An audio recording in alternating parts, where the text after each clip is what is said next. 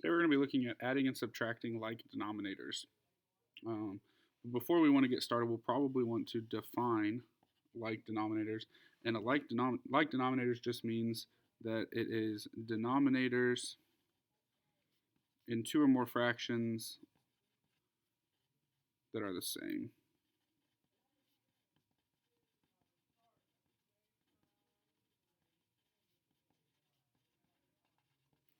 So like denominators are denominators in two or more fractions that are the same. So here's an example of that.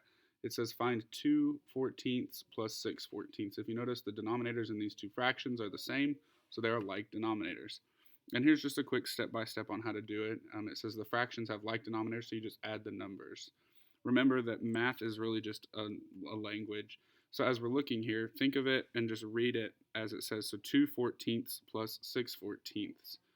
If we're looking at that, 2/14 plus 6/14, you would have 8/14. So you write the sum over the common denominator.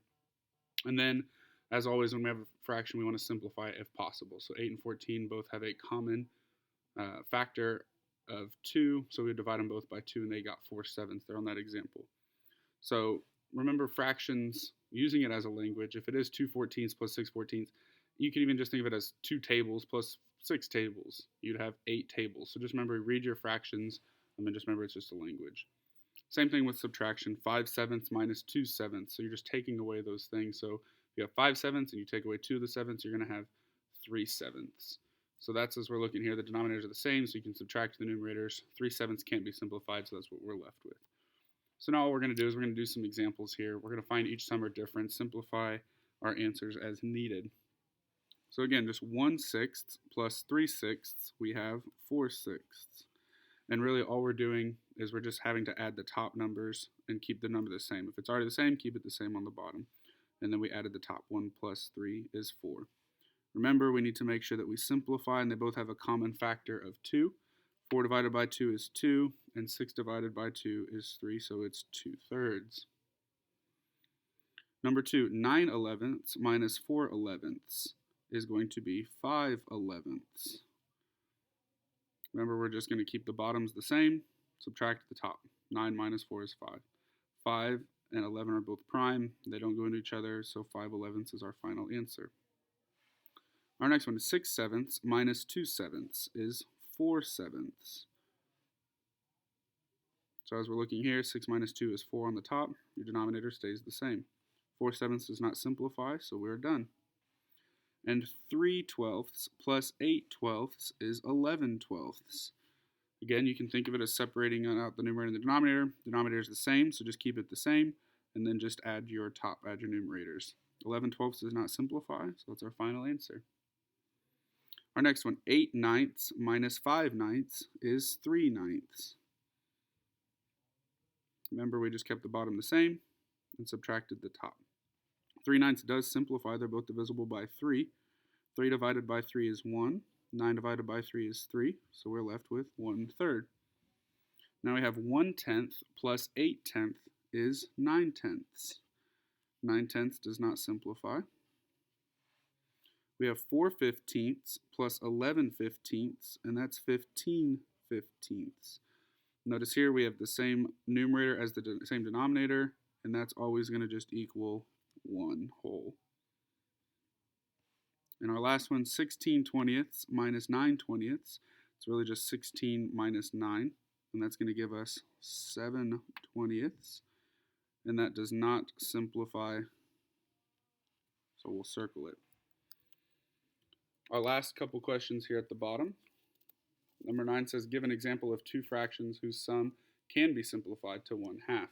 So we're going to add them because sum means to add, and two fractions that when added together we can simplify it to 1/2.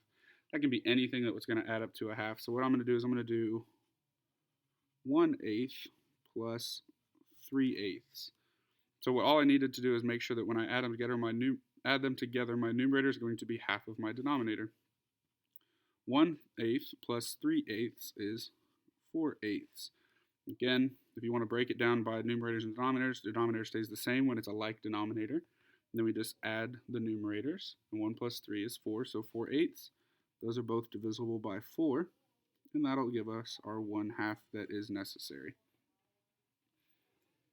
For our final problem, it says a quarter has a diameter of 15/16 of an inch. A dime has a diameter of 11/16 of an inch.